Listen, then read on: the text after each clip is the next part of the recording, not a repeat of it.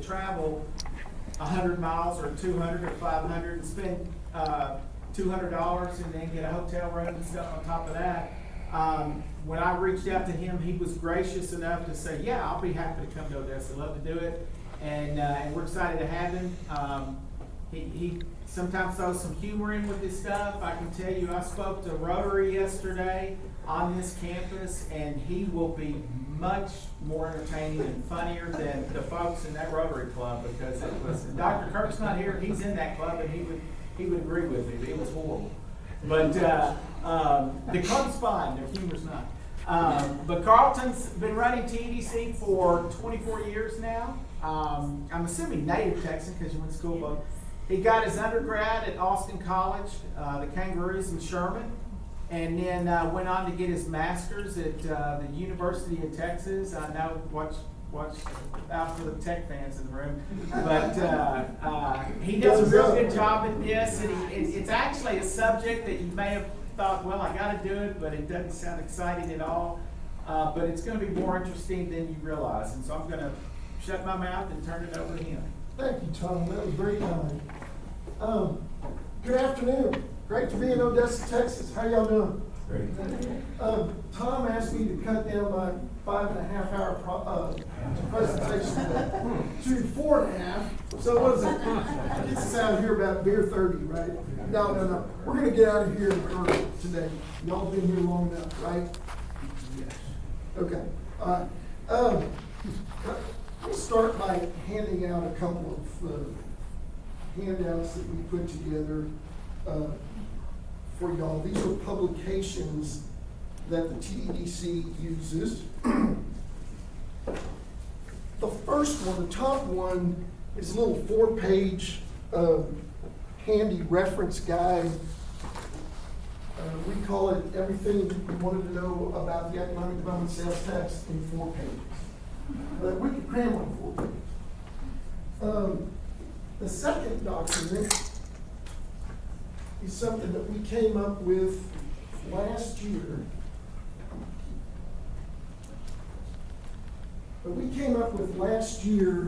As our answer to the 300-page GML guide that everybody uses as a reference when it comes to the economic development sales tax. We call it the Local Economic Development Guidebook. And basically, my presentation today is going to cover everything in here. Okay? So you don't have to glance at it while I'm talking. It's not exactly in the same order or format, but if you want to just stay focused on the slides, do that, but it'll all be contained in here. And it's a heck of a lot more readable and usable for all of you all that are involved in economic development. Yeah, I've lost my, there it is. But, Tom mentioned that training sessions, we've been doing economic development sales tax workshops for 18 years now.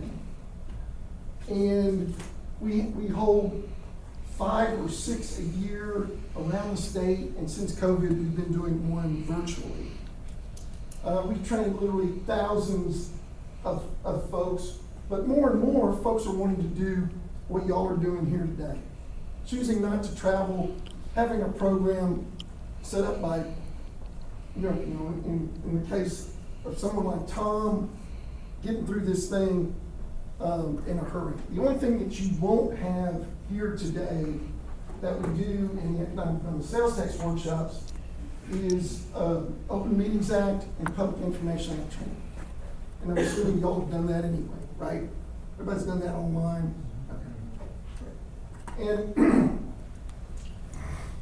when the workshop started years ago, the idea was that the economic development professionals like Tom, like Tracy, other members of the OEC staff would attend these workshops.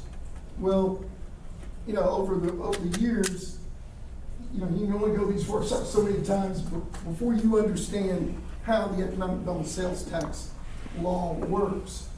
So what we've we tried to do, 10, 12 years ago, is really market the workshops to folks that aren't the professionals, but are board members like y'all, council members like y'all, so you would get a better understanding of how the law works, and thereby, be better at decision-making when it comes to spending taxpayer dollars on economic development projects.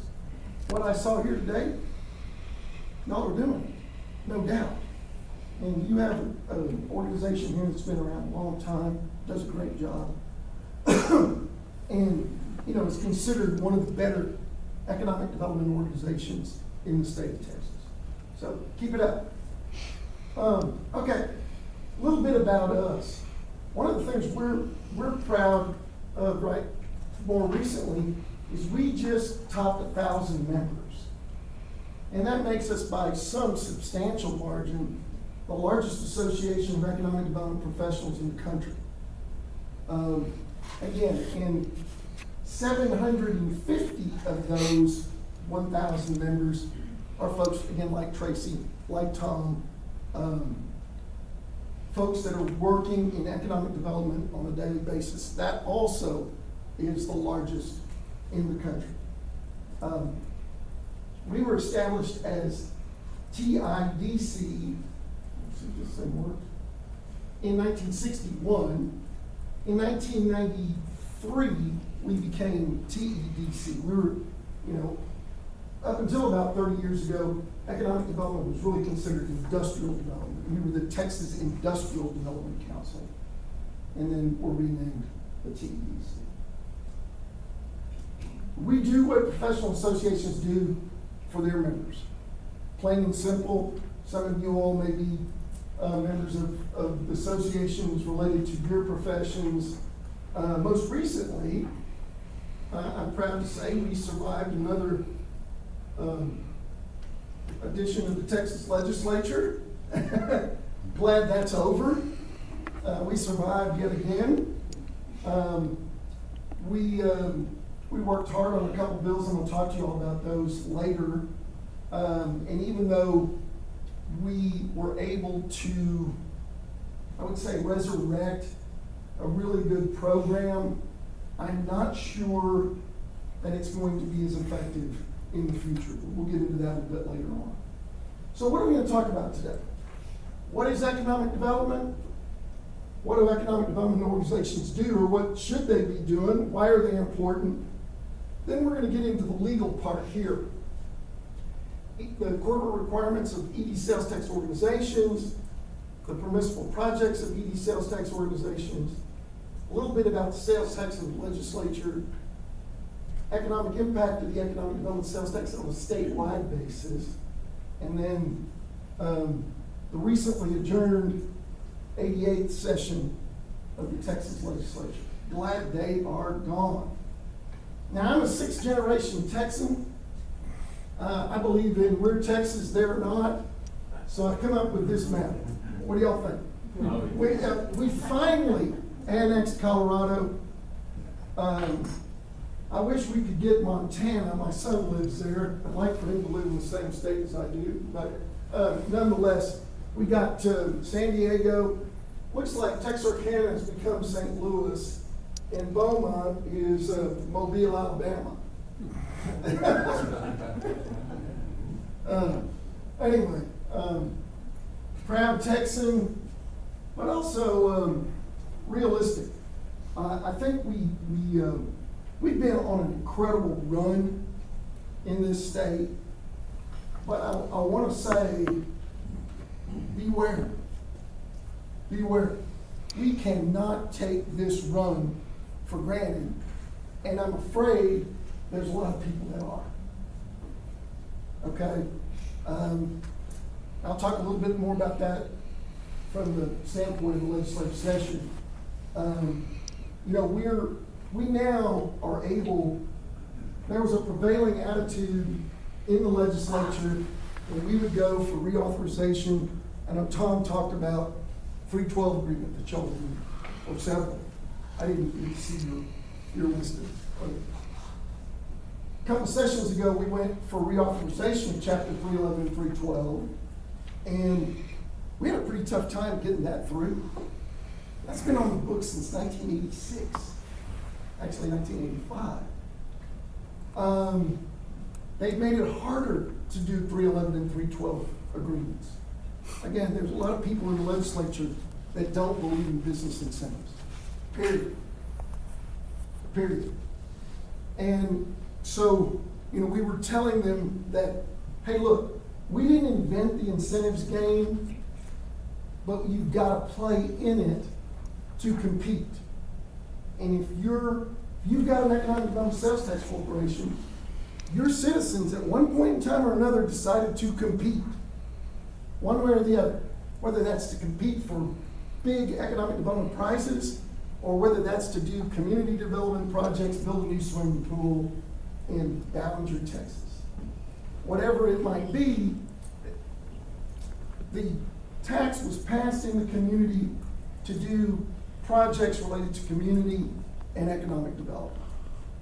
So this tool that we have is like no other, and 26, 28 states now have emulated us by also offering some sort of local tax to support economic development endeavors. In 1989, when Type A was created, which was then called 4A, we were probably among the worst in the country at doing economic development. We didn't have the resources dedicated like many towns, many states did, addressing economic development and job growth in their states and in their jurisdictions. Why, you might ask? We didn't have to. Good things just happened to us. Oil, gas, agriculture, congressional members bringing back Air Force bases, military contracts, building ports, building airports, developing this state. And it was happening to us. We thought we were geniuses, and then all of a sudden the 80s recession happened, and maybe we weren't as good as we thought we were, and all of a sudden we needed some tools at the local level. The legislature created the Economic Development Sales Tax, and off and running we were. And we're the best at local economic development in the country, bar none. Bar none. Nobody does it like we do. And the way we do it is the way we have to do it because our state is so big, so incredibly different from one end to one side to the other and one end to the other, that it would be impossible for economic development projects to be run through an office in Austin. I mean, most people in Austin have never been to Odessa. Okay, let's face it. And it simply would be too monumental of a task, especially given the fact that we don't want to pay top flight professionals to run a statewide economic development organization out of Austin. So we do it in a decentralized manner, and it works for us. The world knows it works that way. And let's keep that thing going. And you're saying, well, what do you mean? Is it threatened? Yeah, it might be. And we'll get to that. So what is economic development? Y'all are here because it's an intentional practice of improving the community's economic well-being. And it includes a broad range of activities. You all are doing all those kinds of things, and it's collaborative. It is a team sport. And how does it work? Everywhere it works with primary employers. We're going to talk about primary employers because Odessa and the Permian Basin is a primary jobs machine in the oil and gas industry. Of course, you all are working for decades now to try to diversify that with success, but it's still driven incredibly by the oil and gas industry. That's not gonna change. You know, Coach Royal once said, we're gonna dance with who brung us, right?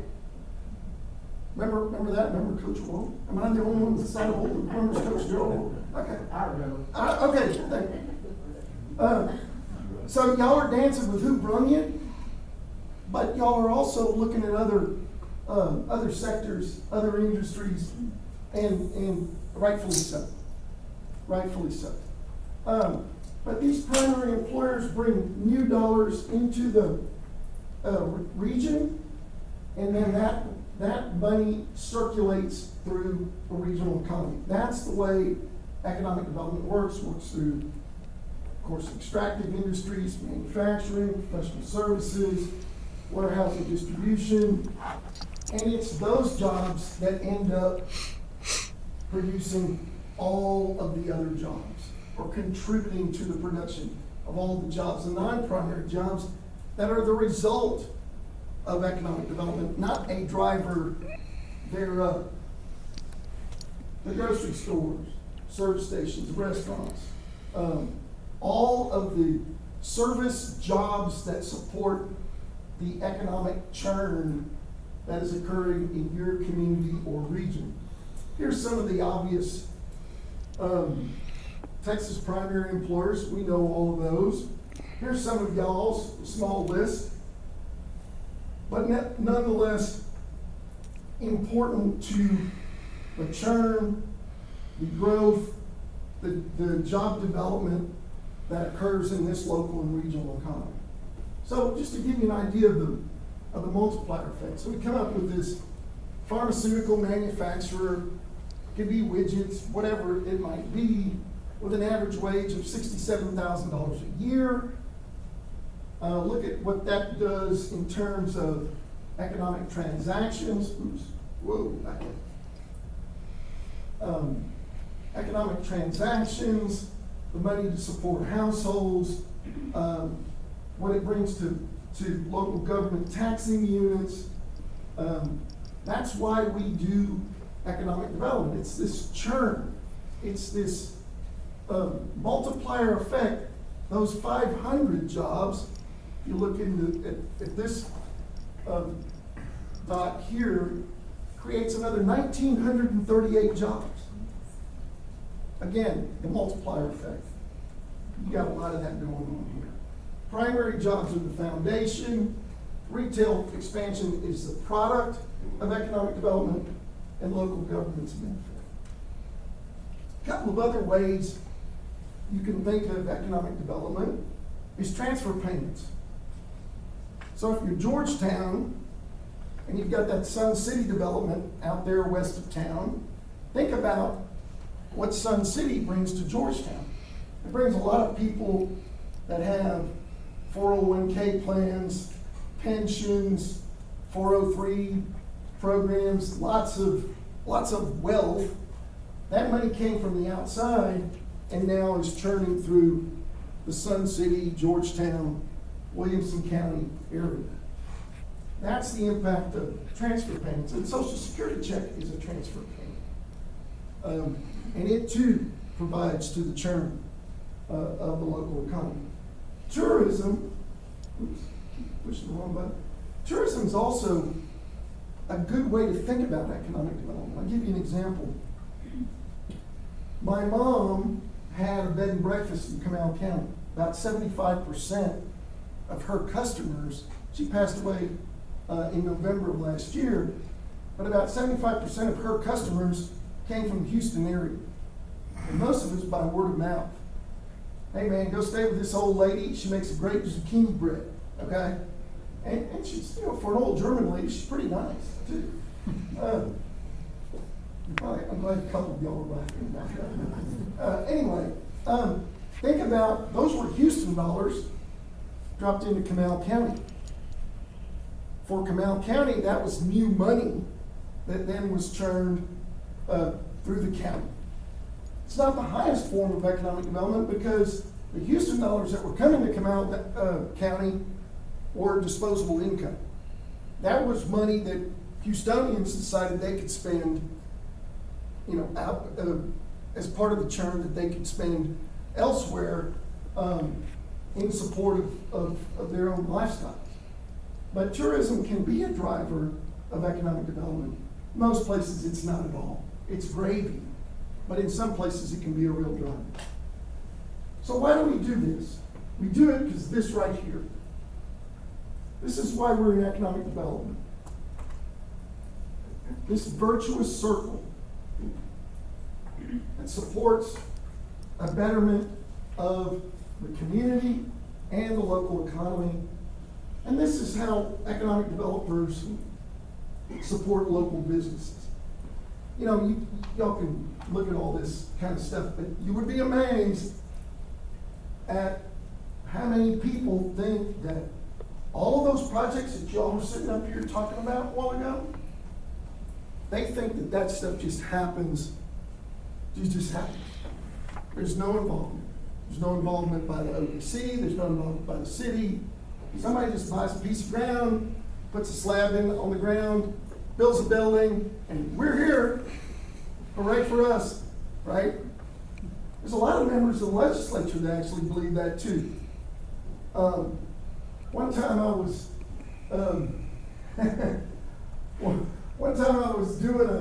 this is coming out of COVID, I was doing a presentation to the Texas Association of Taxpayer Professionals. Anybody remember that group here? Texas Association of Taxpayer. So it's for appraisers and folks that work in the tax paying, tax receiving area of our economy. And we were coming out of COVID. I was just going crazy trying to get out of my office because I was the only one there. This lady called me up and she said, "Hey, I heard you talk one time about how economic development works.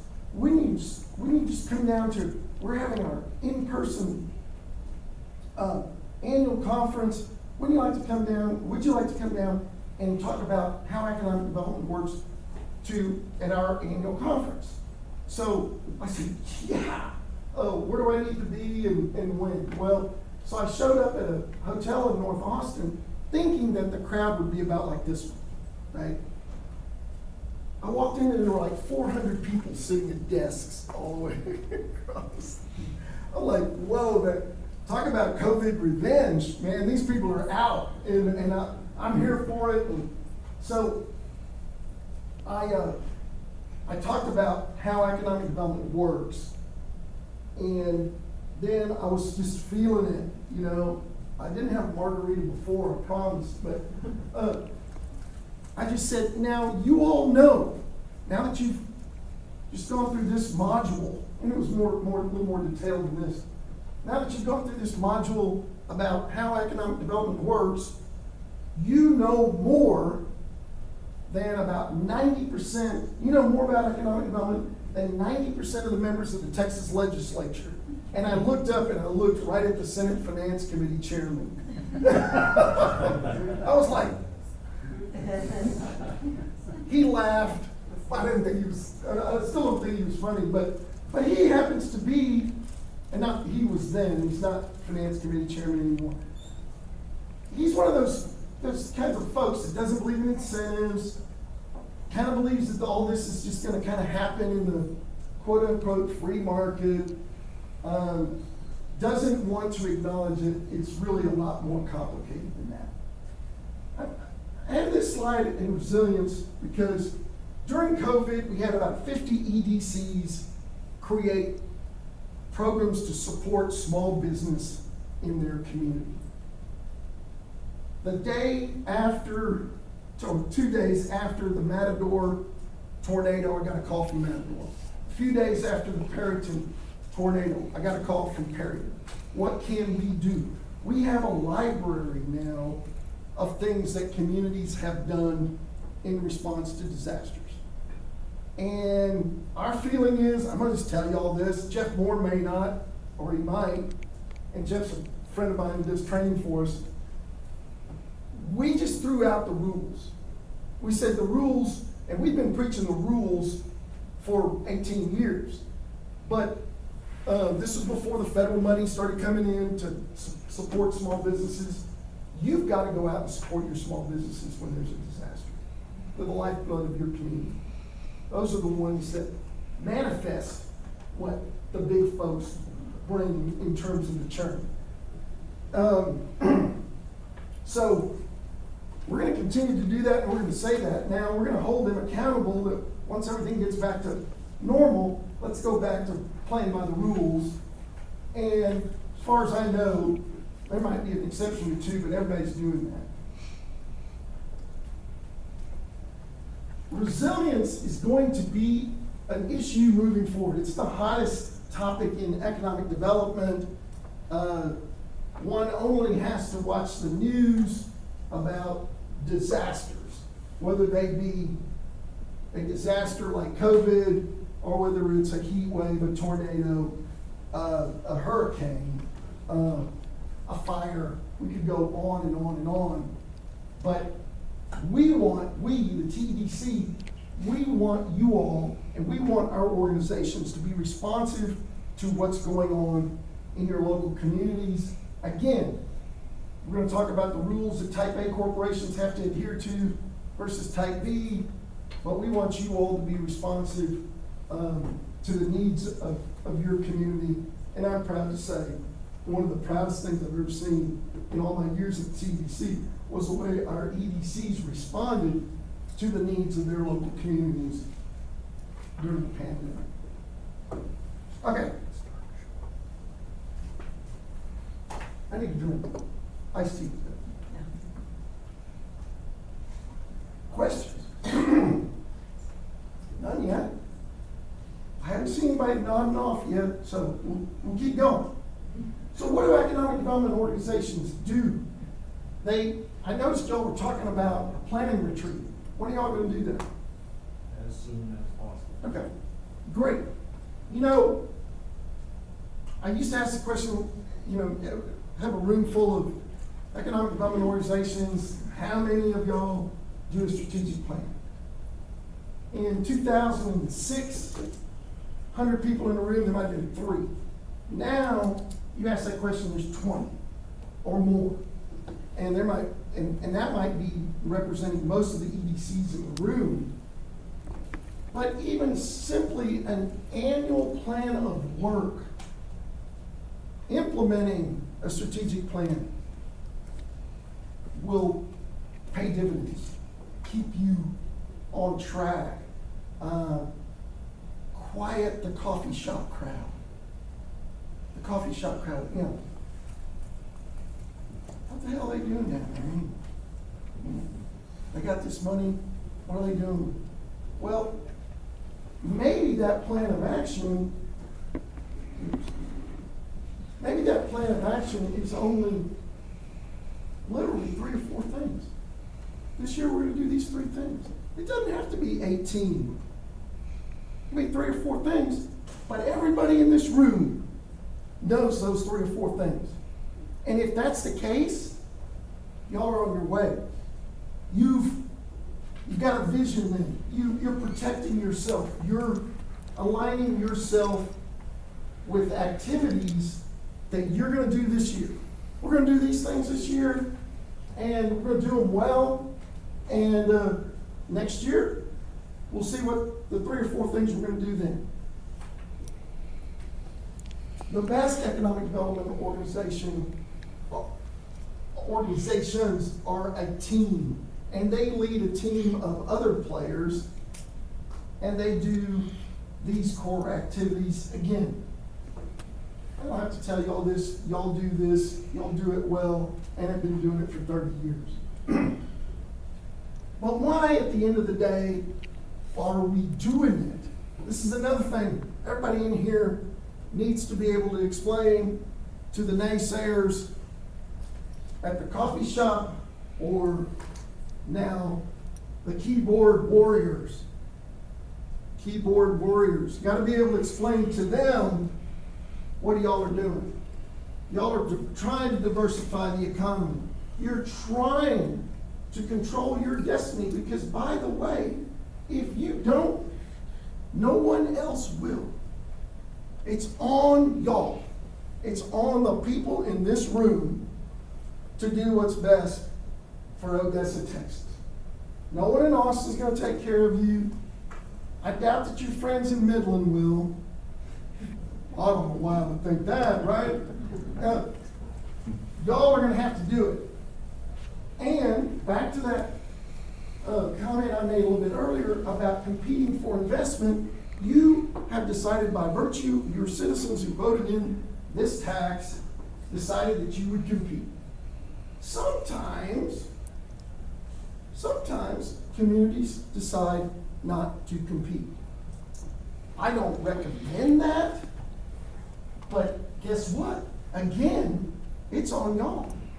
And there have been communities that said, no, we're not gonna go for this one. Here's why. Legitimate factors, sometimes maybe not legitimate, but it's a local decision. Texas legislature didn't make that decision for you. A bureaucrat in Austin didn't make that decision for you.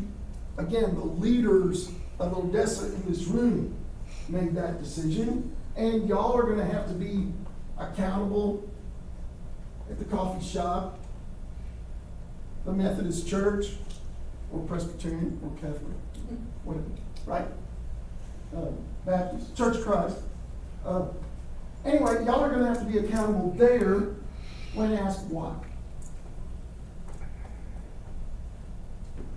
Economic development organizations now, when they come to Austin, are often the leading organization behind bringing these people together. That's one of those things that I've seen evolve over time. It's very heartening.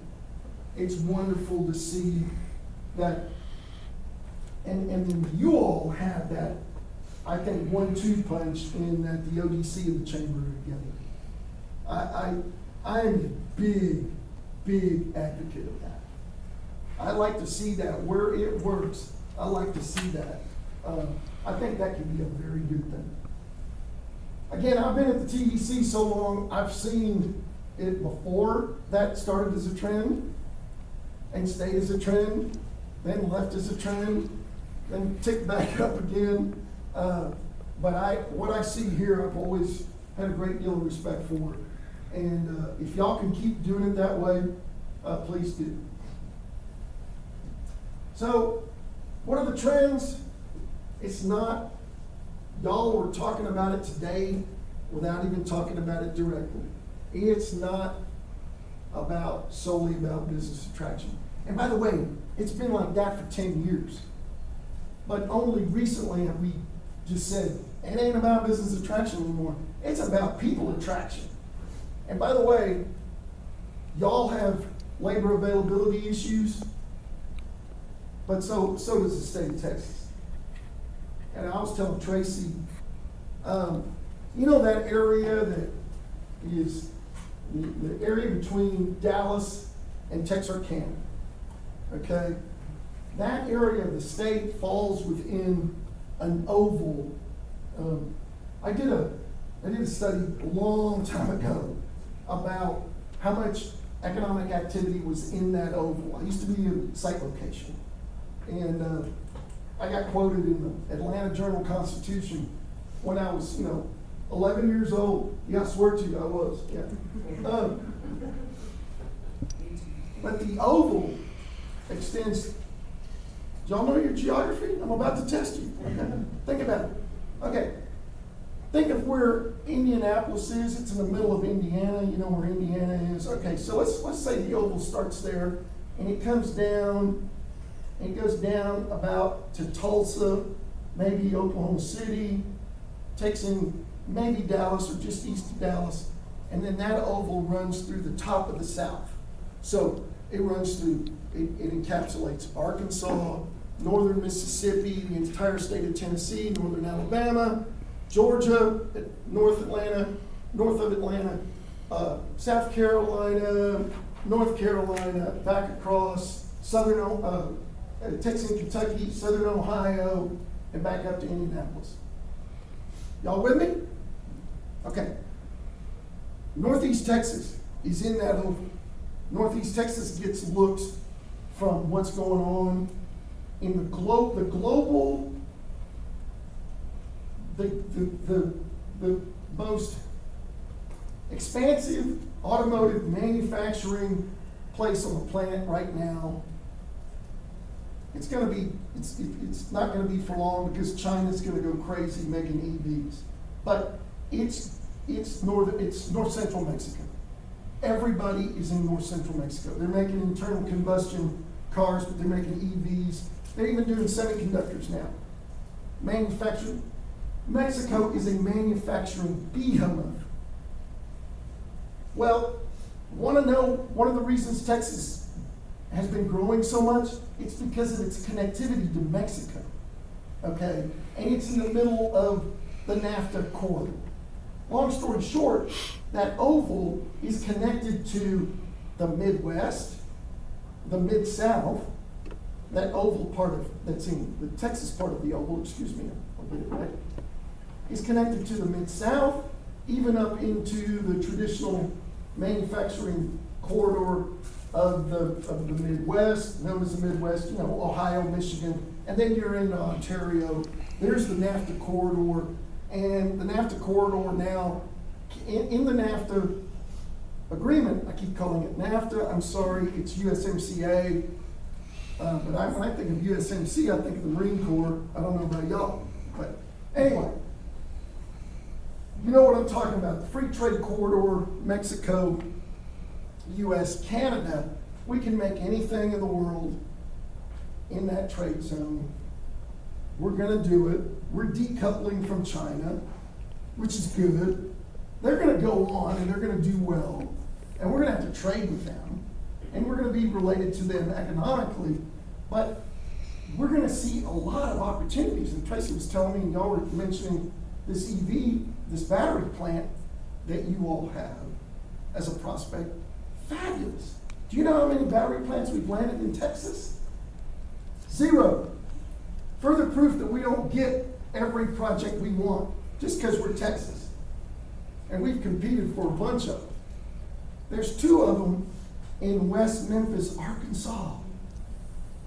Y'all ever been to West Memphis, Arkansas?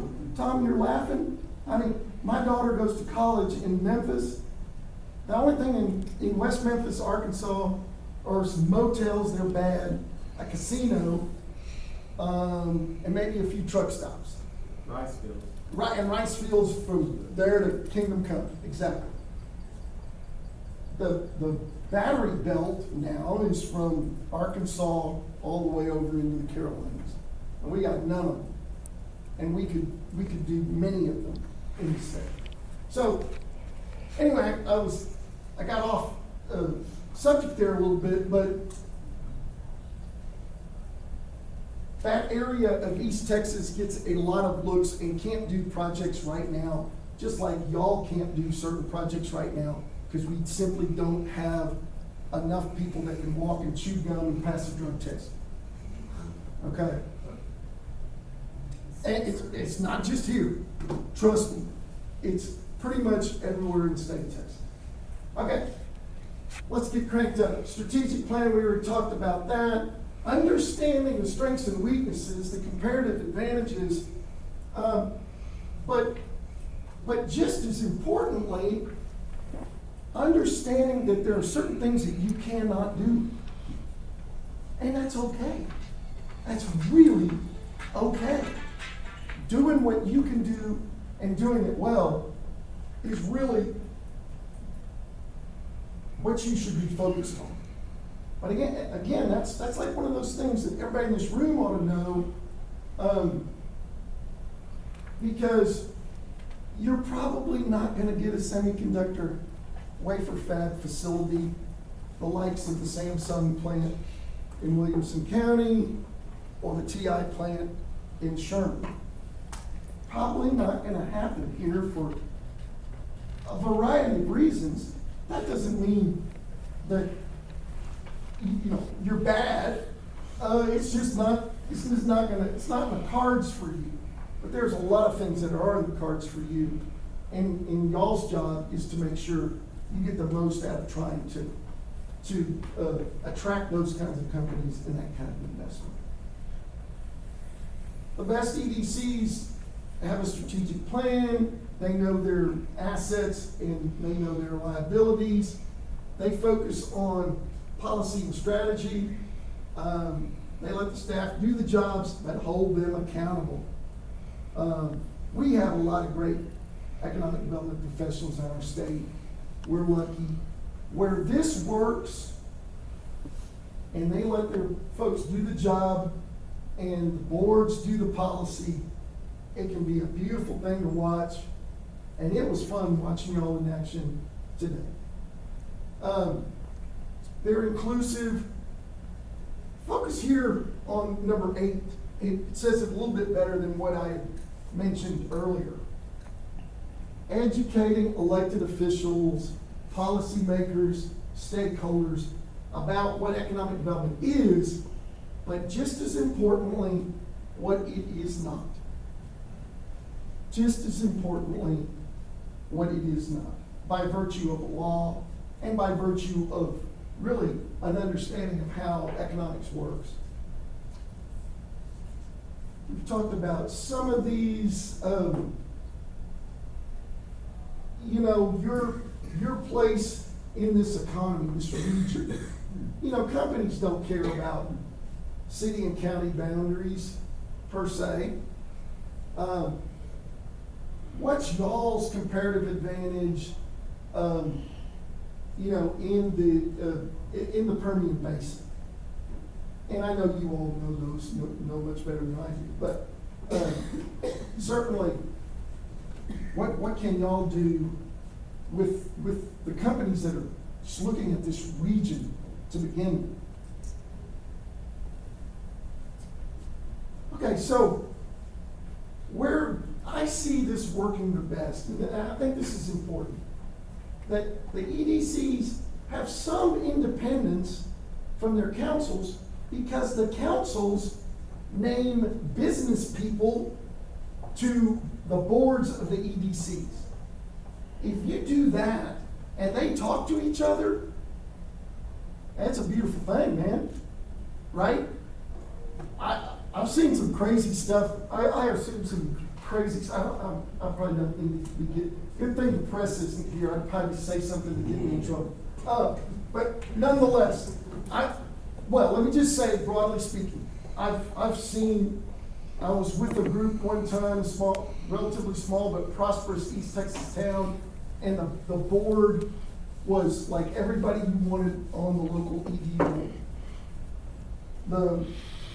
The head of the biggest manufacturing operation, the school superintendent, the hospital administrator, the head of the local community college and the tech training center. It was like all the people that should be involved in economic development. Then they said, okay, we're going to bring in some members of the city council. And so I was like, whoa, that city council, like look at all these people. City council must really be impressive. Oh my gosh. The 3 of them that showed up were wearing shorts, flip-flops, t-shirts. 2 of them looked like they hadn't showered in 3 days. And I'm going, now wait a minute. You got this leadership group and these folks right here. How does this work? Well, they had had an election, and the keyboard warriors won, and the traditional economic development leaders of the community were still on the ED board. And those people had never spoken to each other ever. They didn't go to church with each other. They didn't speak to each other. Their kids didn't go to school together. It was a mess. It was a mess. And, that town has kind of righted its ship, but they missed about 5 or 6 years of economic development right there. Because anything those guys and gals wanted to do was rejected by the council and the historical leaders were frustrated by the council, and it just never worked. Again, that board and the council needs to be able to solve the politics and keep the staff out of it.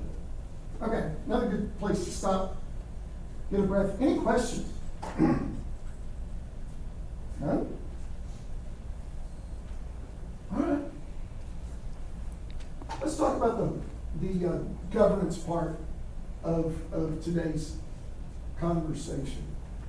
I'm gonna go really quickly through what y'all need to know as board and council members about how the ED sales tax works. Remember, ED sales tax was first lived in Vernon's annotated statutes, 5190.6, 1989 to 2009. It was moved over to the local government code. Now it lives in the local government code, sections 501 to 505. And I understand y'all are working with Jeff Moore as your attorney. Excellent. No one in the state of Texas knows more about the local government code, sections 501 to 505 than Jeff Moore. Period. He's spent his career working at it. He does our training. Good friend of mine, wife went to Tech, he went to Texas. So, you know, they have their battles. I like them both though, all right?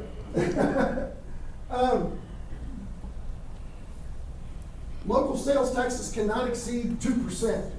Now remember, a few years ago, the legislature passed something called House Bill 157 that basically said this mix here can be any increment of 1/8. I don't know what y'all's mix is. Are y'all up to the 2 cents? My first question. You are? Okay. And are y'all half or quarter? Quarter. Okay. So y'all have other taxes under your mix. So conceivably, you could have a 1/8 ED sales tax. You could have a 1/8 ED sales tax, 1/8 crime control district, 1/8 property tax reduction. You could have a 1 7/8 ED sales tax. Now, who would do that? But nonetheless, that piece of legislation was controversial in our world because a lot of our members said they're going to do away with most of the ED sales tax corporations now. What are you doing down there? Schwab, come on, man. How come you didn't testify against that bill? Well, I don't know. Call me old-fashioned, but I would have thought, man, we're against this because we're scared.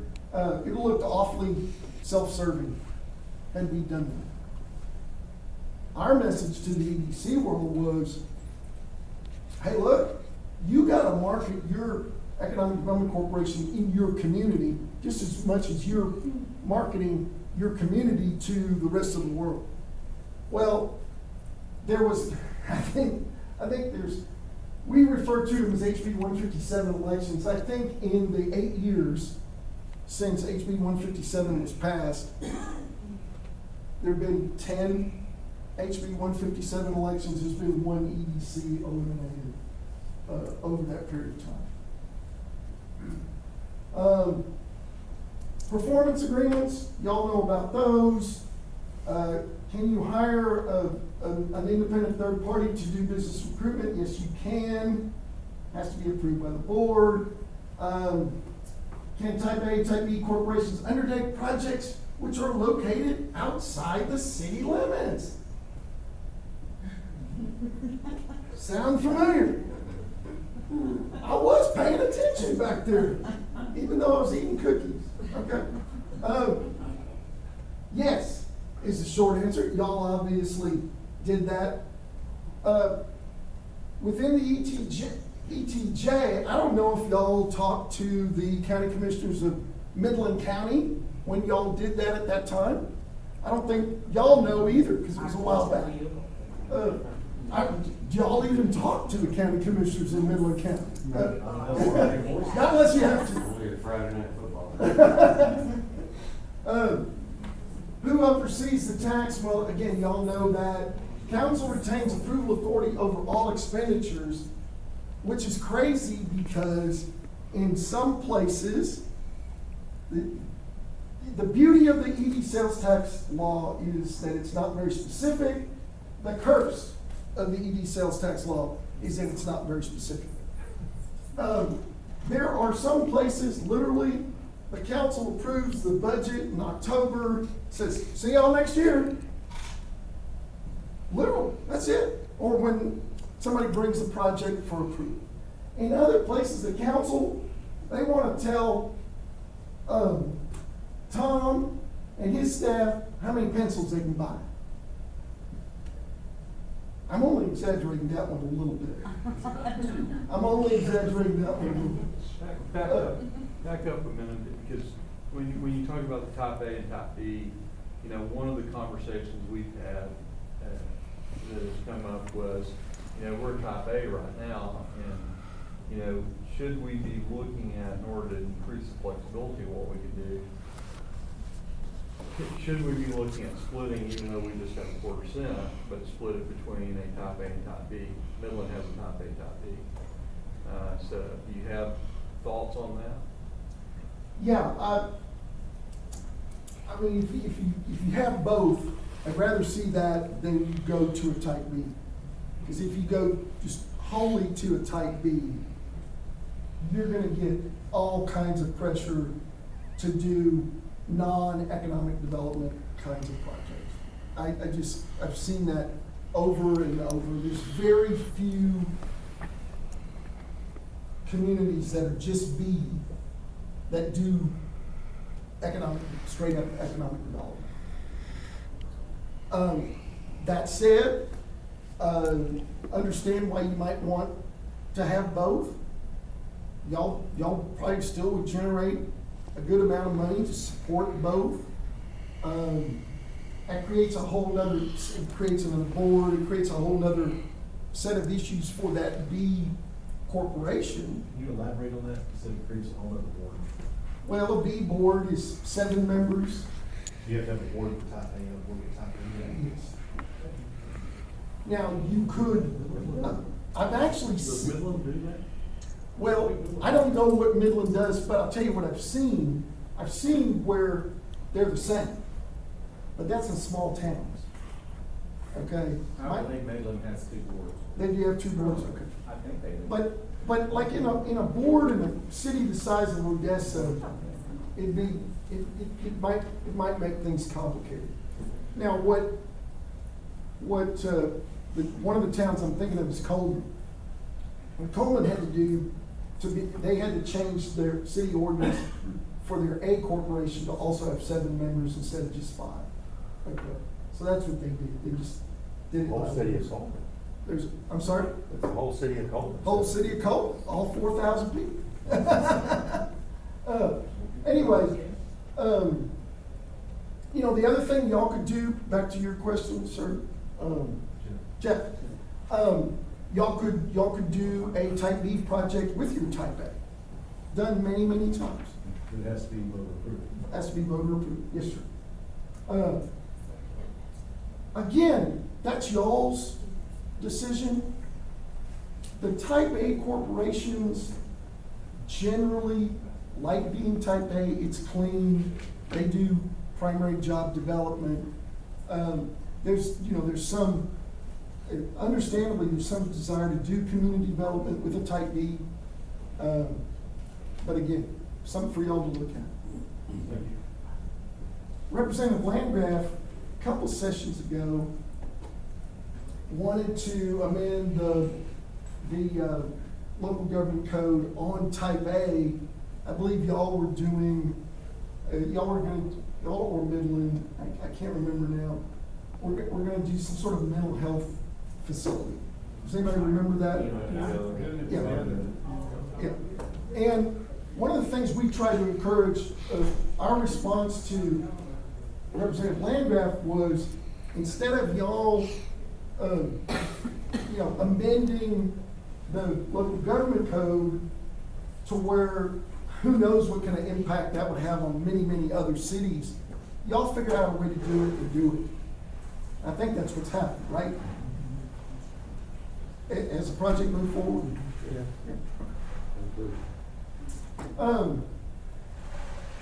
Type A 5, type B 7, then in terms of, like, this is a question that comes up a lot. How long can members serve, okay? Type A, 6 years, but after 6 years doesn't mean you're off. That's dependent on the city ordinances relating to boards and, board turnover and board composition. I've known some ED board members that have been on type A boards for 20 years. They keep getting, named after their terms are up. Type B boards can serve 2 years, but again, succession, that's a city, policy. Again, I'm pretty sure there's some type B board members that have been on type B boards for a decade or more. And there's that explained. JC 0349 is the Attorney General opinion on that. Board of Directors selects the officers. The terms of the officers. Must a type A board member be a resident? Does not, again, the Development Corporation Act does not require a type A director to be a resident of the city. Type B, it's a little more complicated. Y'all don't have to worry about that. Y'all know about quorums. You wish you got paid for this job, but you don't. And then when you amend your bylaws, I noticed y'all were talking a little bit about perhaps changing some bylaws. You gotta get those approved by the city council. Again, I think y'all know that. Type A corporations in public hearings, only two things would you do that: sports venue or a type B project would you have to have a public hearing. Whereas on type B side, you do have to have public hearings. Let's see. This is always a question. Do you all? Back up one slide real quick. So you talking about public hearings, sports venue project, type B project. Do those also require a public vote? Well, type B. Yeah, hearing is different than. Yeah, yes, they both do. Okay, that's also, okay. Yes. Here's a question we get a lot. A Form 990. Do y'all do a 990? Tracy, do you know? IRS, Tom? No idea. You don't? That would be, The city. the city. Okay, Set yeah. that. A lot of EDCs do. Some of them don't even know what I'm talking about when I ask Form 990. The answer is, I'm sorry? I didn't, yeah. Okay. The chamber does the 990. Chamber does, okay. Contract. Okay. We do one, we're a 501c6. Some EDCs do, most of them do not.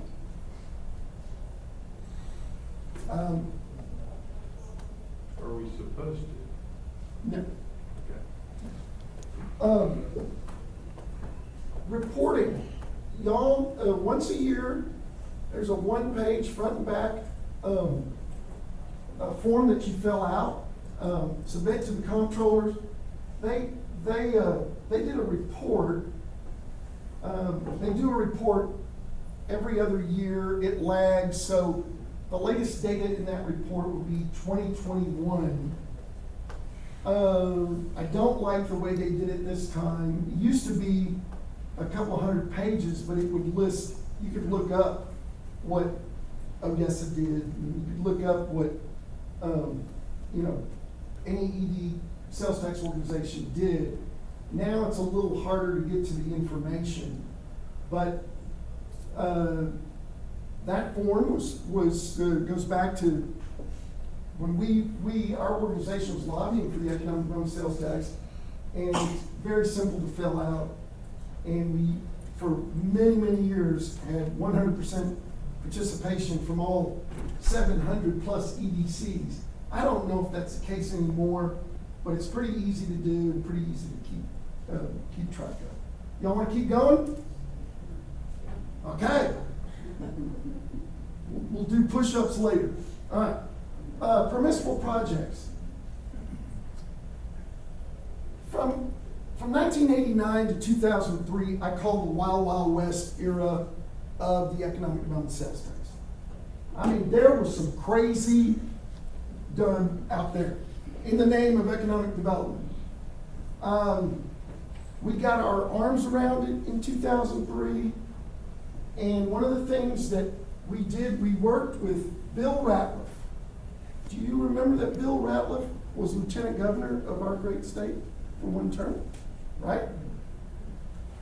Bill Ratliff was the Senate sponsor of the economic development sales tax, and he wanted it to be primary job economic development. So in 2003, when he was back in the Senate, we created the primary jobs provision of the law, and we added these NAICS codes. So it's in the law what constitutes primary jobs under the economic development sales tax law. Type A corporations are bound to working in the primary job space, and those must create or retain primary jobs. And here they are in a nutshell. Talk about, just for a moment, things like, you have like small warehouse facilities. Where do you kind of cross the line? Because we have a lot of, hey, let's just take my business, which is a retail business, retail flooring. We also have warehousing, where we warehouse our products and all that. But my business is retail. It would fall outside the NAICS codes listed. It's my warehousing is ancillary to my real business, which is flooring retail. If I were to say, hey, I want to build another warehouse to support my retail business, would that be an eligible project or? You know, I would say no. Because your retail business is serving this market only, right? You're not warehousing stuff that you're sending to Pennsylvania, correct? Or, I think that's the easy way to look at it. I think the key word in both says for export. Yes. Yes, and export. What if I were sending products to another town, and again, in relationship to my retail business, but we're doing business in Midland and Lubbock and Dallas even, whatever, and we were housing products temporarily here in support of, again, those retail operations. Well, I think, I think if you're talking about Dallas, even Lubbock, then you might have an argument. I would disagree with that, because I think it's similar to that. I want to do an NAICS, I pulled up Paul Lemon's carpet, so it's an NAICS, it's qualified, or it's not qualified. It's your decision. No, I mean, it's not my grade. It's your decision. I would view that you're serving this local region for the most part. That's the way I would view it. But again, that's y'all's decision. If you want to support that kind of thing.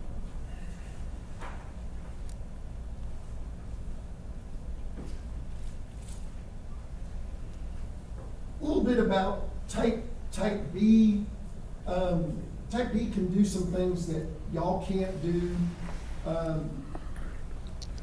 but not a lot of things, and especially not a lot of things in cities that are over 20,000 population.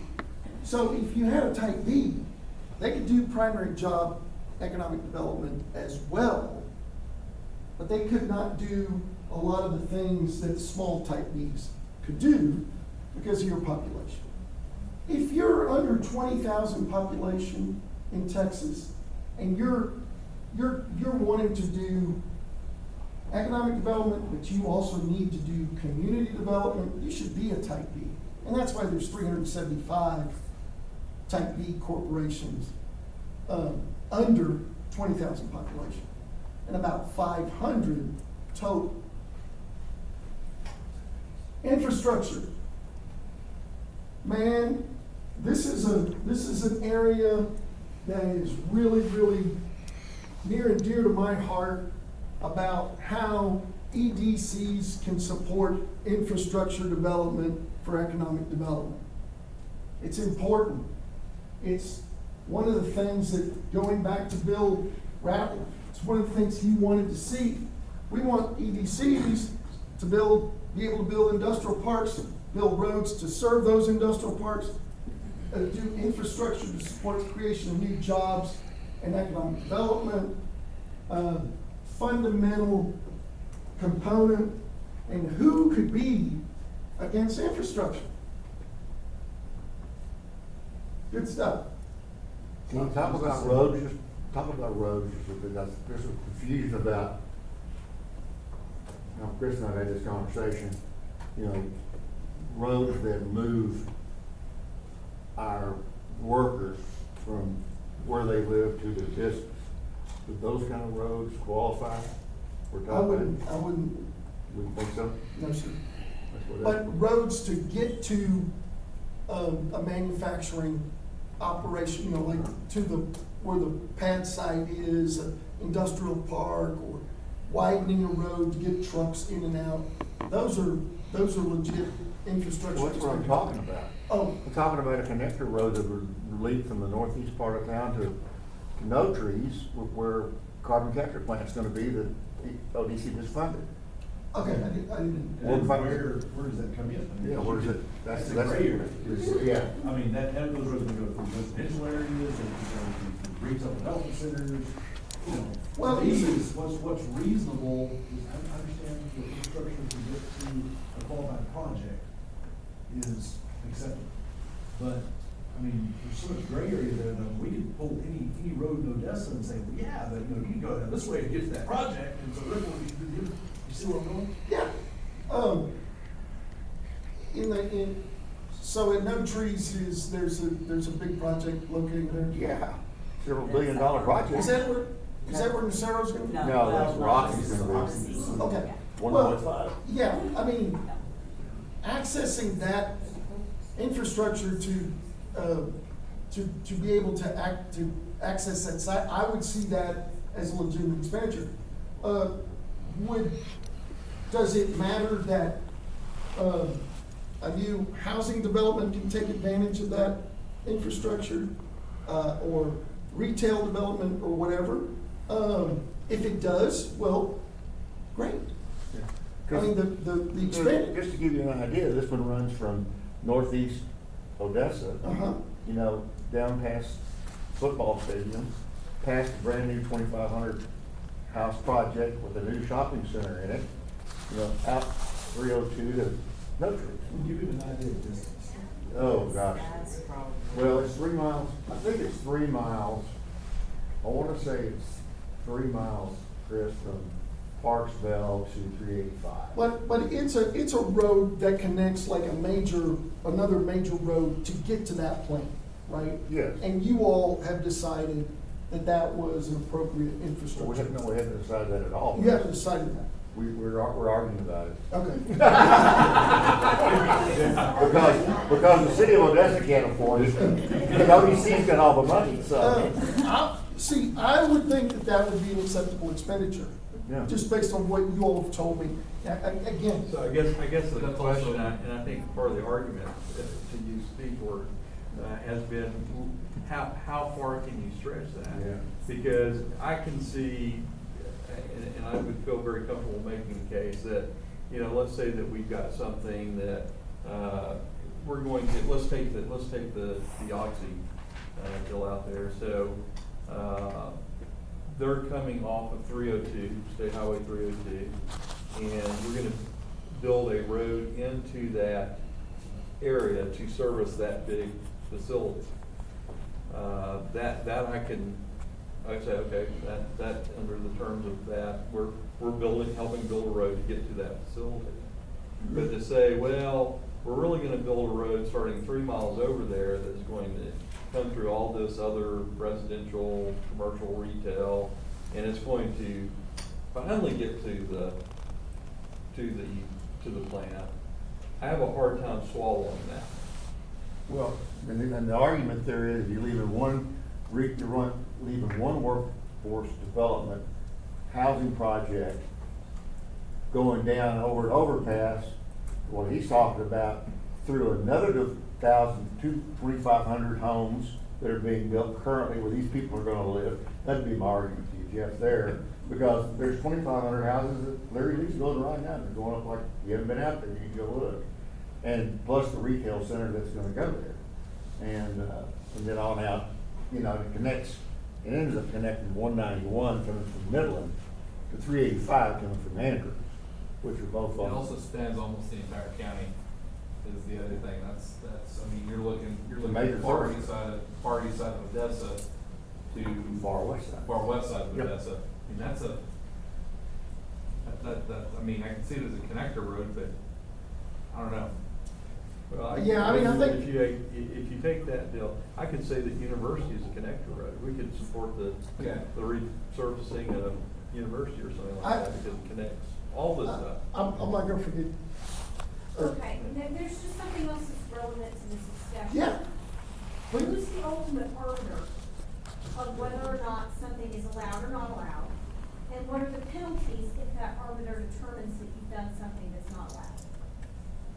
Well, there's not much. I mean, there's a lawsuit, there's, you know, A lawsuit by who though? like a citizen could sue the OEC on a decision. And, yeah, who said that? Keyboard. Weirdly, I think there's only been one suit that has made it to state district court.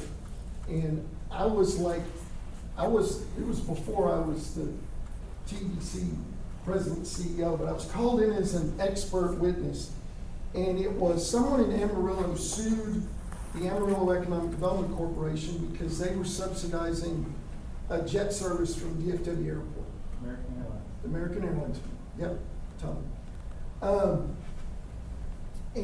Was that a legal expenditure? So this citizen, and the suit was heard in Travis County. I was working in the corporate site location, I just moved back from Chicago.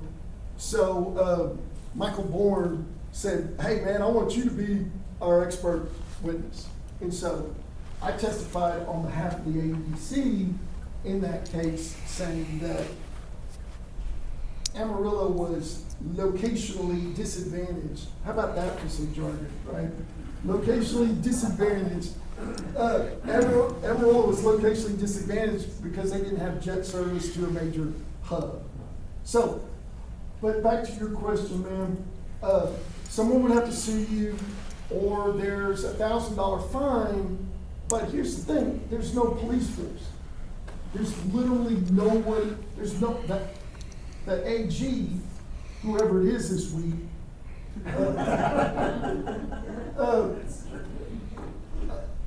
that was a real smart aleck thing for me to say. Anyway, is not gonna go after y'all here on that issue, or anybody else for that matter. So if they find. Midland actually is not a type B at all. They're only a 4A, I believe. Yeah, they were That's all you can find on when I could you. swear I that- believe they're type only B, type They're doing A. type B projects. And They're so definitely doing they, type I B. mean, I think they play pretty fast and loose. They had they passed a type B to build the stadium. Just that one station. Yeah. But that was sunset. You know, find it in existence anymore. You know, you're, Well, it was only Maybe it for was that only one for that one project, the special project project. was. So we could actually police them We need to get, but, I mean, through my some type of point being- whistleblower. My point being is you see the projects that they're doing. I'm not suggesting we do projects like that by any means, you know, but that's the amount of latitude there is. I completely agree, with you. Gosh, you know, we worked for years to get people to play by the rules. Okay? And for the most part, we've had success. Yet, today, I've told you all the story of pandemic and tornadoes and do what it takes. And I agree with you, from what I know about what's going on in Midland, they basically are not doing traditional economic development at all. They're not following the statute. Right, that, I mean. And I think here in Odessa, we, by and large, we do. Maybe there are some things that reasonable minds could disagree about. Mhm. But But yes, you know, I mean, I think that's where this issue falls. Midland has gone from being, years ago, a very active member of the TDC, a very well-run, traditional economic development organization like you all here are a part of, to just, I don't know what they do, I don't know who's doing it, but they're happy. I think the answer to that is that they have the reputation, because some of our own people here have said it, that they have the state political connections to take care of their situations however they want. Better to ask for forgiveness and permission. Yep. That's what I don't disagree. Going back, sorry, going Yeah. back to the penalties you're talking about a second ago. So is it $1,000 fine if we get caught and slap on the wrist?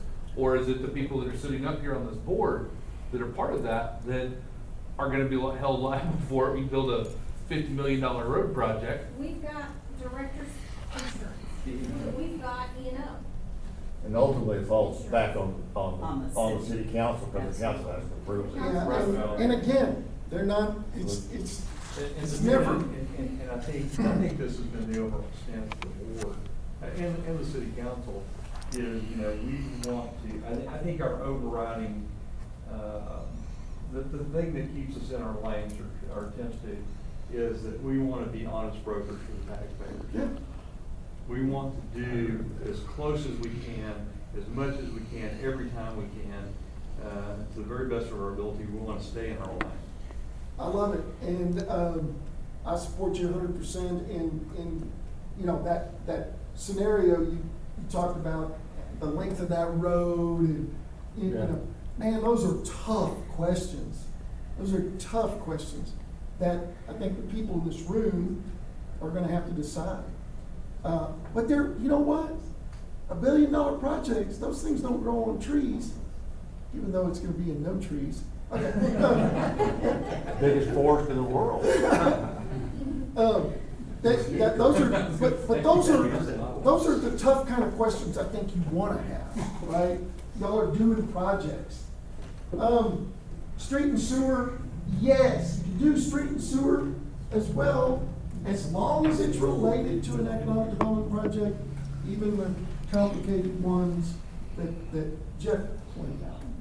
Ooh, go back to the next slide, I like that next slide before that. Project includes land, building, equipment, facility improvements, professional amateur sports. That's gonna be. That's in the type A. That's in the type A. I'm sorry. This is a type A.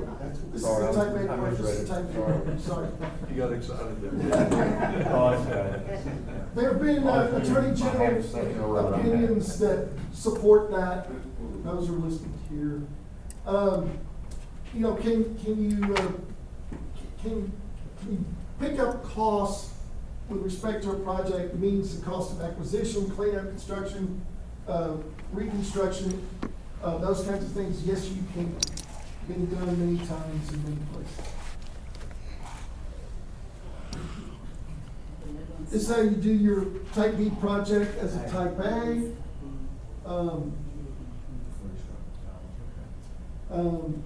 And it, you know, just generally the process if you wanted to do that. Can you do retail?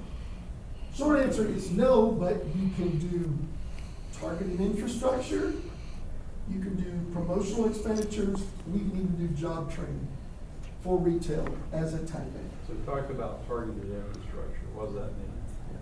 Well, let me give you one example I can think of, and you all were talking a little bit about something. Years ago, there Tanger outlet malls. Remember when outlet malls were a big thing? They wanted to come to Terrell, Texas. Well, there was a sewer and water lines had to go across Interstate 20 to open up an industrial site. Well, they did that along the same time that that Tanger wanted to open that outlet. Same area. So it was tied to a qualifying project, and, oh, by the way, the retail benefit. Yes, sir. Also, just, we maybe go to every intersecting, if you are, then I'll be fine. No. So we did talk to, we're to take our 40% split it, a half stay and a half B. Let us go for the voters. What else are we doing to make that happen? And then what I'm saying is, all funds that are currently incubated under type A have to stay type A. And then any funds coming in the future will be split, type B can be used for type B projects, type A for type A. Also, you said we'd have to have a type B board, type A board. You got it. Is that And all right? most everything else you might want to ask for the end. Yeah, but yeah, you generally have. Yeah. Okay, we're on the downhill slide. Hang with me a little bit longer here, about 10, 15 minutes. Yes, I ma'am. do have a question. Yes, ma'am. You showed us some rough numbers as to the benefit that one primary job has, that multiplier effect. What type of does a type B project have that same multiplier effect? What is the benefit? Yeah, I mean, there certainly are economists that will plug that in. So what are you talking about? Maybe a music venue or something? Sure. Okay. I mean, you can get somebody to model that, in terms of how many new visitors you would have, how many visitors would come from outside the trade area, them spending the night in Odessa, stopping at stores, restaurants. Sure, I mean, that can be done. So the benefit of that is the heads and beds type Yeah, benefit versus one primary job creates X number of secondary yes, ma'am. jobs. Exactly. Yeah, but that can be modeled, absolutely. I talked a little bit earlier about the proliferation of type Bs. One thing that's even a little more telling about this figure of these 208 type A's, 100 of them or thereabouts also had a type B. Now again, that's Knox City and Benjamin and Coleman and places like that for the most part. But it's also McKinney. And it's also, other sizable towns. But nonetheless, the economic development sales tax brings about $1 billion a year, 1.2 to be closer to the exact number, to the local level to spend on economic development projects. A few years ago, we were getting criticized in the legislature about, well, what about the money that's spent, what about the money we need in a rapidly growing, Dallas suburb for capital improvements or infrastructure? Well, about 30% of that 1.2 billion that's brought in each year is spent on infrastructure. So that we responded to that, and there wasn't a lot they could say at that point in time. But nonetheless, there's always going to be folks that don't like the EV sales tax. I talked about the Wild Wild West era. Until about 10 years ago, the ED sales tax was amended every session of the legislature. Here's my pet thing for Hillsborough, and by God, we need to change the law to do this in Hillsborough. And they did it. I'm just using Hillsborough as an example here. But we've really put a stop to that because we amended it in a way in 2003 and 2005 to where we feel like if you use it properly, use it aggressively, use it, somebody like Jeff who can help you do what you want to do, we really feel like it's in a good place. And it really hasn't been amended substantively, gosh, the better part of 15 years. And our position is, look, we have our tax, but hospitals have their, you have a hospital district, community college district. Our colleges and universities are funded by tuition and state contributions to those colleges and universities. There's library districts that support libraries, and of course, public schools are funded by the state and by the local school taxes. And so we basically go to the legislature and say, stay out of our business. And, again, I hope I'm not jinxing myself, but mostly it works. And we have this tax, and we ask you to support it as well. It's been good for Texas, and it's been really good for our communities. And we're against carve-outs. So back when I told you we were visiting with Representative Landgraf, at that time I said, man, if we could keep from a carve-out, we want to do that because of the possible unintended consequences.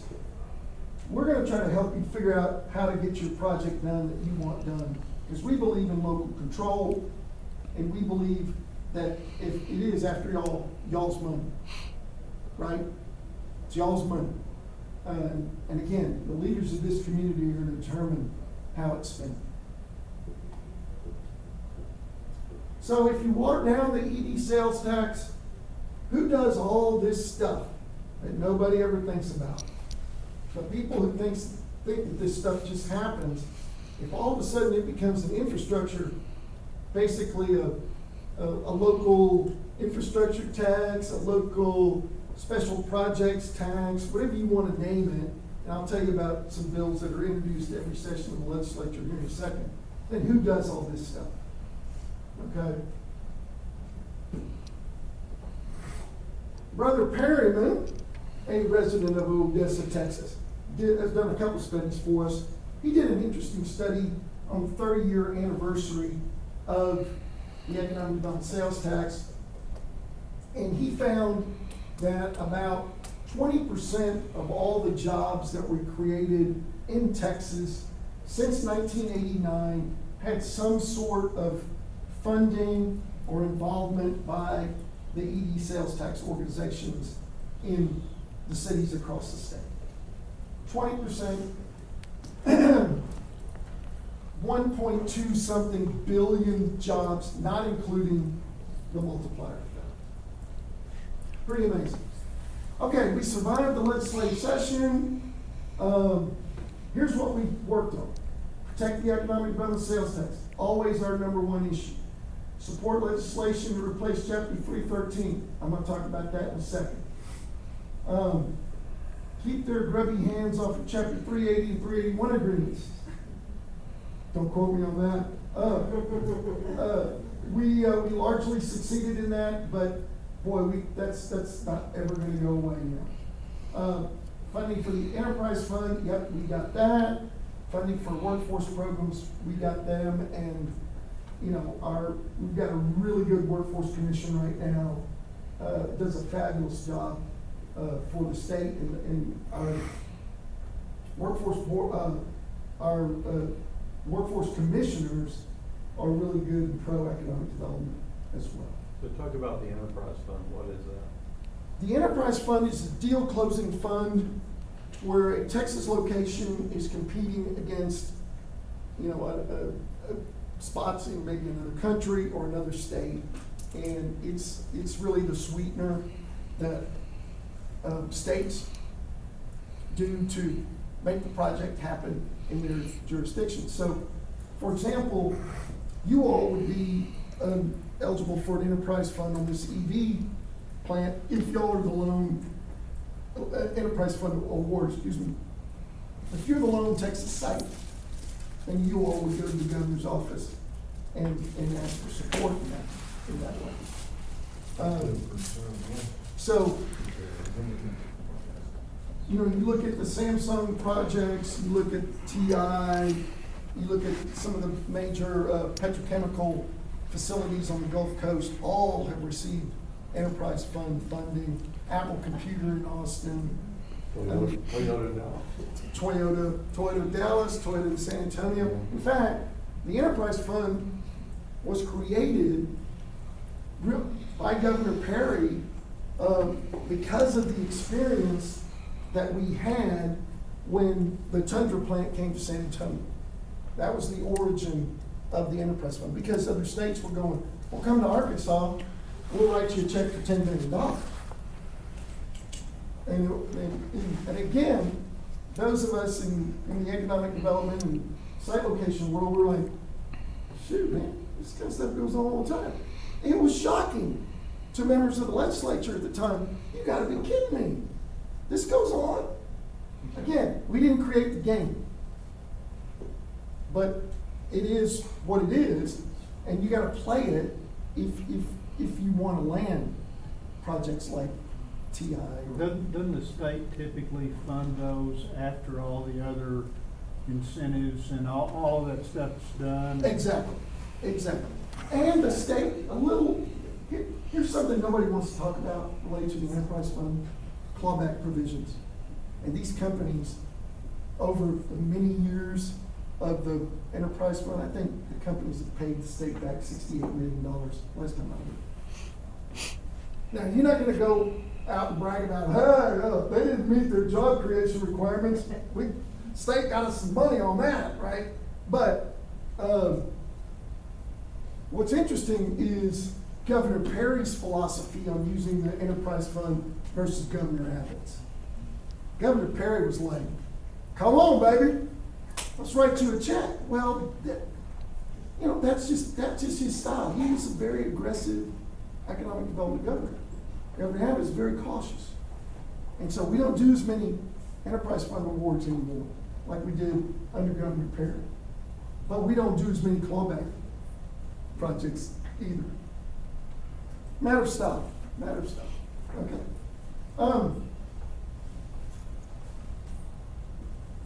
Been through that. Okay, let's talk a little bit about our big project. Our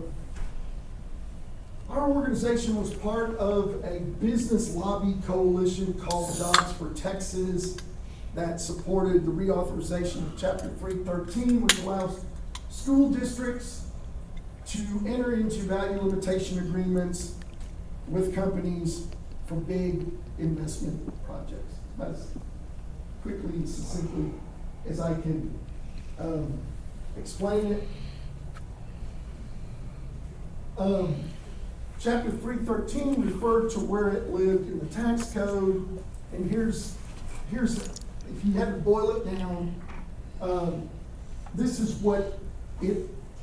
are the criteria you had to meet, and we all know that a lot of big projects were done, and we all know that a lot of big wind projects were done with Chapter 313. Some people like wind and solar, others don't. The lieutenant governor doesn't.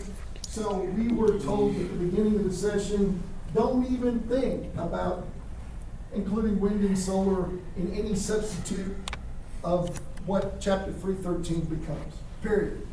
So it wasn't going to get out of the Senate. The Texas House did a fabulous job on HB 5. And remember this guy's name right here, Hugh Shine. This guy is one cool cat. He represents Temple. He was the House sponsor of the legislation that created the economic development sales tax in 1989.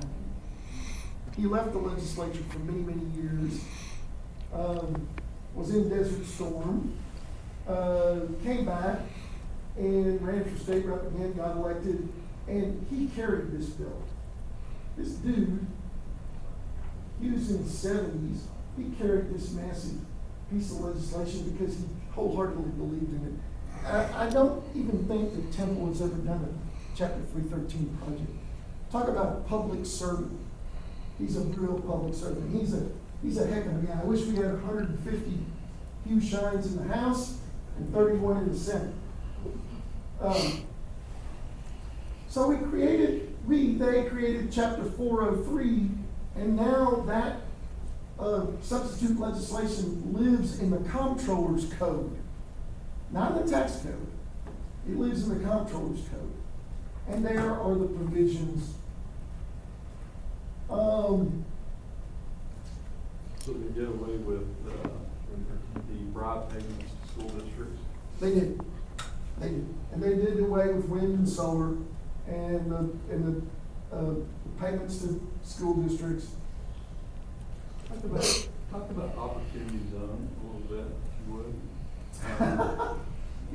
would. That's a funny story. Okay, so opportunity zones were created by the feds in 2017, and they were a hot topic in economic development. Man, I know if you're, boy, we had something in every TDC event about opportunity zones. What we quickly found out is opportunity zones are in places mostly where people don't want to invest. They're in track census. We have an opportunity zone here that I don't even think most people know that it's out, way out in the middle of nowhere. And it's ranch, owned by ranchers. And we don't even know how it ended up there. Or I don't, I've never talked to you. There's a lot of those. There's a lot of those. And, so, And it no one is- was consulted. it is accidentally in 403, which is why I laughed when you asked about that, because it was a way to bring on urban members of the legislature. Well, they could go back in Houston and Dallas where there are opportunity zones and say, look, this could help you land $1 billion project in your area because they're encouraged to locate, in opportunity zone. That's really the only reason. Let me ask this question. The Yes, question isn't it the local municipality or government agencies, like let's say in Ector County Commissioners Court or the City of Odessa City Council that basically determines the designation and the boundaries for those opportunities? No, it's Or federal. are they limited to it? It's federal. Well, so is the opportunity zones is a replacement for the enterprise zones that were No, they're going around different. 80s, 90s? They're different. No, they're different. Enterprise zones are state designated areas. Opportunity zones are federal designated areas by census tract or census tracts. Mhm. And so they're different things. So they use the census tract to determine the location and the boundary and the, Of the opportunity zone, yes, sir. So what is those, criteria in the census? Haven't looked at it. I mean, Where can we find them? Federal Register, Okay. probably. I would Google it and Yeah, that's you what I'm could doing play now. Google opportunity zones in Ector County. We know where that one's at. Yeah, it's a strange thing. It's in there. When they were, doing the sausage making of creating this law, we were surprised that was put in there, but we eventually, in fact, Representative Shine told me over dinner a couple of weeks ago, during the waning days of the session, and said, you know, he told the story of how that happened. So, you know, like I said, it is sausage making, particularly at the end of the session.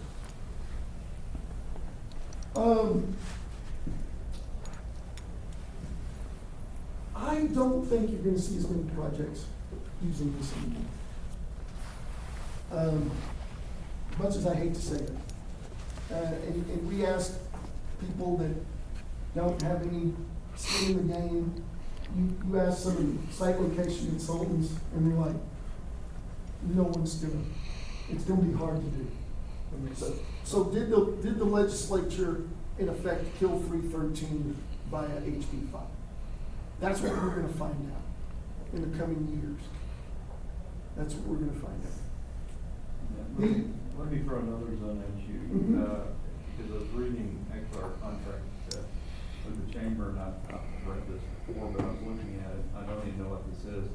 It talks about enterprise zones and enterprise zone programs. Yeah, I don't know that, I know what those are. well, I don't know, Tom, Tracy, do y'all have enterprise zones We in? do have, the designated enterprise zone in South Odessa. It's out, okay. Again, it's a tool to drive investment into a particular part of the city. Again, it's probably not used as much as part of the toolkit of economic development organizations as it once was. What does it, I guess my question is, what does it lend? What does it Well, give you to? It depends on what's structured, but like if you're a retail establishment, you can get back some of the sales taxes that you generate. I don't know, what. The enterprise zone here, whenever we were using it, it would, qualify them for tax abatement. Okay. For up to 10 years, 100%. Property tax rate? Yes. City only, or? No, it was all taxable, except for the, ECIC. You know, but they had to each approve it, it didn't guarantee that they got tax abatement, but that was the only area that you zone's could still do. in existence, I mean, I don't know that we. Yeah, we don't really, we have a lot more of, usually what they're doing now are reinvestment zones.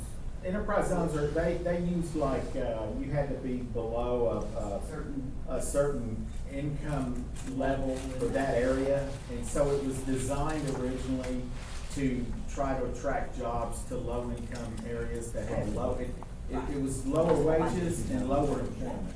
Yeah, it was. And that's where enterprise zones qualify for. And then, you know, so you were trying to get people to put, and a lot of times, and that's why you don't see EDCs using them anymore, a lot of your prospects aren't looking for them. You know, and you could take them out there and show it to them, and they're like, no, I'm not, I wasn't looking at this site, and I'm not now. Yeah, they can qualify for tax abatement Yeah. anywhere now. It wasn't just, it was mainly, at that time, it was mainly just in an enterprise zone area when it first comes started. I was wondering, A, if we had them, B, where they were at, Yeah. C, if we ever use them. I know, Councilman Mata has been very focused on, you mentioned South Odessa, that's just part of his district. Right. Things like grocery stores and things like that, I mean, with those, I think enterprise zone, were they, I thought they were just industrial type jobs. So I think Yeah, there's I don't a remember certain retail payroll amount in and. those. did you guys visit? You know, Where you had some popularity back in the nineties. Yeah. When I worked in Port Arthur, your petrochemical refinery, large employers with huge capital expenditure, they had no problem utilizing it. yeah, And that's where like. Tyler Huntsman has had a lot of, or had a lot of success with enterprise zones. They were trying to drive new investment to North Tyler.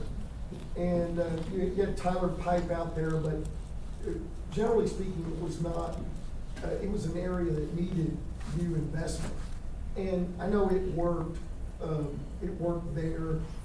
Did it work there because of the enterprise zones, or did it work there that because the city was kind of growing north toward Interstate 20? I don't know. Now the more popular thing to use is TIFs and TERS, but they're not related to the census requirements that enterprise zones are related. So TIFs and TERS are used all over the state. Y'all have Church downtown. What is it, Jeff? I don't know. TIF, tax increment finance zone, or tax increment reinvestment zone. Really, the TERS is the new name For TIF. Yeah. Again, the idea is to drive investment to a particular geographic area of the city. Okay, 380, 381, members of the Texas Senate really don't like chapter 380, 381. We're gonna have to fight this over a long period of time. I think Representative Shine is going to help us in those battles. We were able to kill Senate Bill 1419, which would have really put some restrictions on cities' ability, cities and counties' ability to use 381 types of agreements. Explain real quick if you would what those are. It's like 2 paragraphs in the code that says that, you know, you can essentially structure any kind of incentive agreement with a prospect company. I think y'all were talking about doing some pilot type payments under 312. One company y'all were talking about, can't remember. Yeah. Yeah. That, a lot of times, those kinds of agreements are used under Chapter 380 by cities, for example. So they can be used for any type of project? They're very broad. Very, but there's, like I said, there's 2 paragraphs in the code, and that's one of the things the legislature doesn't like about it. 380 is city, 381 381 is is county. county. And you can utilize those for, sales tax refund, tax abatement. You know, an example, I think they did a 380 with that HEB in Hutto off 130. Yeah. HEB had owned that land, they've been sitting on it. Hutto was sick of watching everybody in their town go to Round Rock to buy their groceries. So to get them off the fence, they put a 380 agreement in front of them. And I think what they did on that one was sales tax rebate to develop that big kind of regional shopping center. They did for 10 years or so. Buc-ee's will walk into a city and say, we want a 380, we want it for, I heard they've gotten at least one in the state for 20 years. And they're get 80 to 100%. Well, City sells that? They will sometimes go for city, county, depending on. So they're getting their 2%. well, and to Tom's point, be used for retail, but that 380 agreements were really integral to the TI project in Taylor, in Samsung project in Taylor, the TI project in Samsung. Plus, because of some of the restrictions that the legislature put on 311 and 312, communities and cities and counties have gone to using 380 agreements to do property tax payments, as he mentioned. And instead of just doing them under the property tax abatement law, they just do them under Chapter 380 because of the flexibility. Again, the legislature doesn't like that either. And there's been a few examples where a community did a 380 and did the property tax abatement and sales tax rebate on the same project. Because it's, the deal's so broad, it allows them to do that. Yep. I think it's just interesting, and I understand, I take more comment, we just create the game. We have to play in it, but, it seems like, all these, abatements and all this, we do all that, we attract the business, and we wonder why we have no infrastructure money. And oh my God, what do we do now? There's now a 380 agreement database that the legislature created this session, just like with 312 agreements. So they're gathering information on 380 agreements. There's 3,300 in the state of Texas.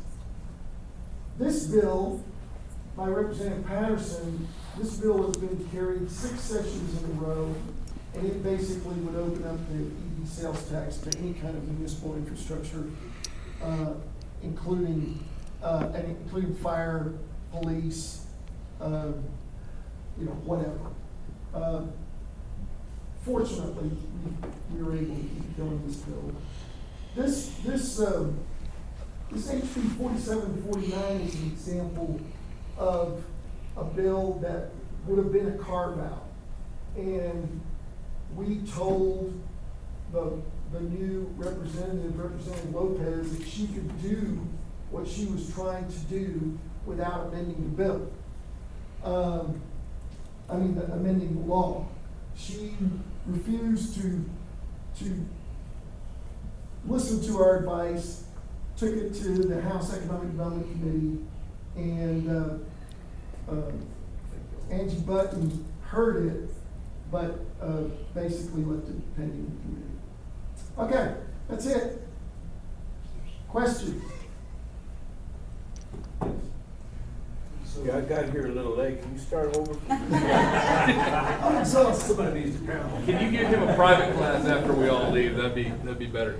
So some of the things that we're looking at and talked about, there's a shift in using some of our accountability funds, more towards, workforce development, training, those type of things. But how far can we take that? So some of the talks included, part of our workforce development is one of the big challenges we have as an area is finding childcare. It's a huge problem. Is there something we can do with economic development money to help fund the construction of childcare facilities or the funding of, workforce to do the childcare for our other, for our industries? Is there something in the code that says we can do that? Childcare is not mentioned specifically in the code.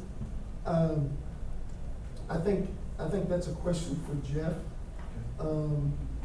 In terms of some of the things I've seen, there've been some really interesting programs. Like I was asking Tracy about this earlier, like these tech training facilities where community college, school district, and the EDC has put together a facility that trains specifically for the jobs needed in that region. This is like a great example. If we don't have the economic development sales tax in Texas, you don't have these 20 or 25 that are now in the state. That's a way you all could address workforce and with a lasting impact. Every one of these facilities that I know about is thriving and directing. That's where we're working. Yeah. Our meeting last night was with these ISD, these are Odessa colleges, with UTPB, creating a program to start and run. And by the way, I was telling Tracy this, I was on a panel with y'all's superintendent of schools. This guy is awesome. He is like, he's incredible. Well, one of the things that we've been, there's been being batted around is the school district wants to build a career effectiveness center. And, I think they're going to come at some point and say, hey, we want you guys to help fund that. I'm assuming that's an allowable project. It is. I think from what they told, what I've been told is because the jury, we couldn't do that directly with it, as I understand the law. We may not be able to do that directly with the school district because there are some restrictions on, it's kind of going back to one of your slides where you kind of tend to, the idea behind the TDC is to keep the school because they have their own funding source and all that. But the junior college, Odessa College is going to be involved in that center as well. So, they're kind of wrapping several things together, but it certainly would get us into that workforce development area where we desperately need a lot of help. And I'm glad to help connect y'all to the places that have built these kinds of facilities. What, are there other sources of funding, state funding, federal funding that you're aware of that would even supplement even more our workforce development needs? Not other than, funds specifically dedicated to perhaps a project that you all might have that would be, that would be eligible for, when the company would be eligible for funds. there's a, what is it? There's a fund that Commissioner Demerson created a few years ago that addresses stuff like nursing shortages. And I can't remember what that, off the top of my head, what that fund is called, but I know Lubbock got it several years ago. I say Lubbock, South Plains College got the money for a nursing program. You know, it was only a couple $100,000 or something, but, you know, it addressed a need. So I would say, Tom, you know, Tom knows Commissioner Demerson, we all know him well. Talk to him and see what y'all can get out of the state. But most of the state training dollars is really, it's funneled from the state through a community college, generally speaking, to train workers that are coming into, or that need training, that are for an expansion or a new company coming into an area. We've been having a little workforce discussion, twice a month with OC and Texas Workforce Commission, and that's usually, and they just threw it out simple in the first meeting. Texas Workforce Commission, state, has the money, they make OC aware of the money, and then, OC reaches out to its employment contacts, and whatever companies want to talk to them about a program, then they work with them to, OC's the one that actually designs the program for that employer. And there's a lot more of that going on than we realize. I think, you know, and that's part of, we're all learning now, like at that partnership meeting the other day, to communicate together and collaborate. And also, you know, they struggle, and I think that's why they reached out to us. You know, there's free money out there, but sometimes it's a hard sell to get organizations to take advantage of it. And then we also have our issue here, where they need more people. And so what do you do about that? How do you go there? Because they want more people to train.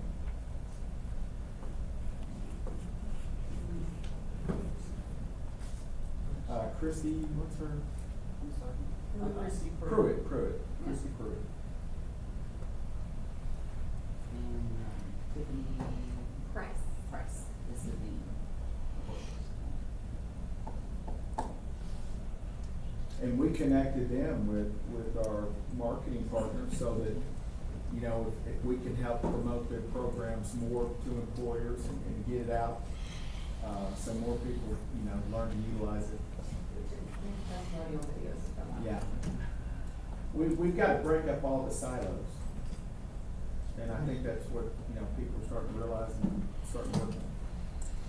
Robin, I have a question. I know there have been some programs, I don't know if in Texas, maybe other parts of the country, where they are really facing workforce issues, and they have literally paid people to move to the community with a stipend of some sort.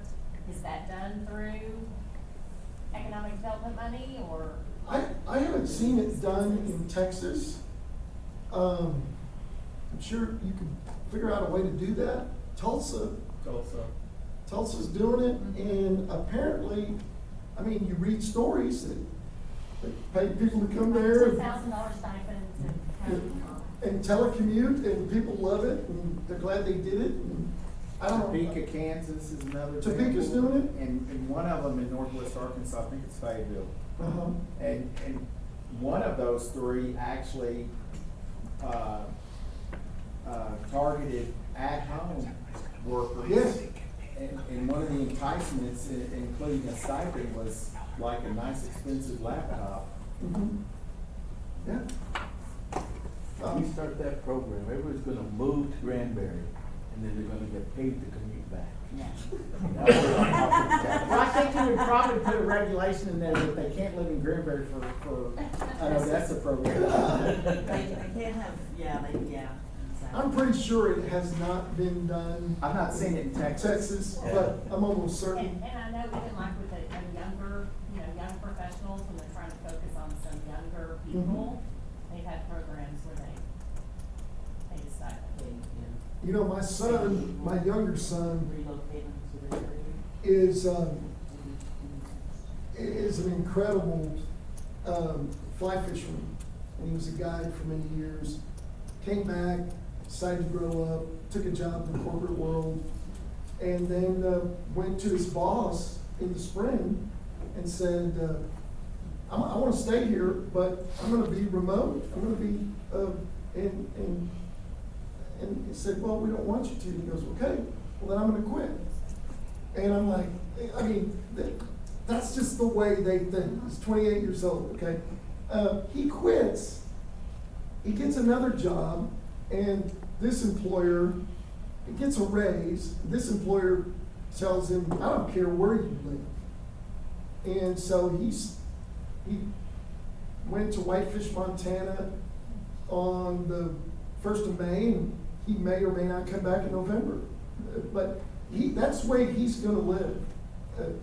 And he's not the only one. There's lots of people that think that way.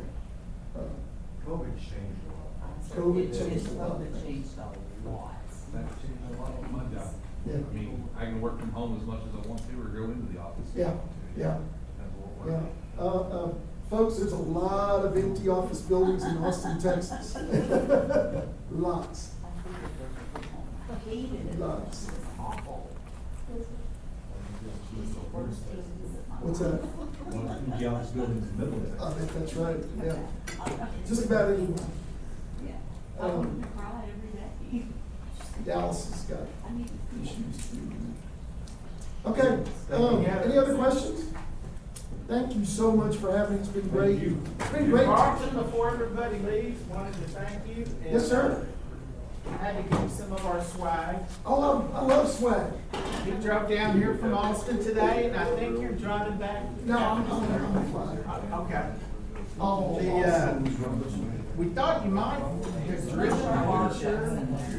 So one of the items we got is, so if you got nothing going home, it's a Rosas gift card. Oh, excellent. Thank you so And they much. have those in Austin. This is so cool. Thank you. Thank you, Tom. All right, very nice.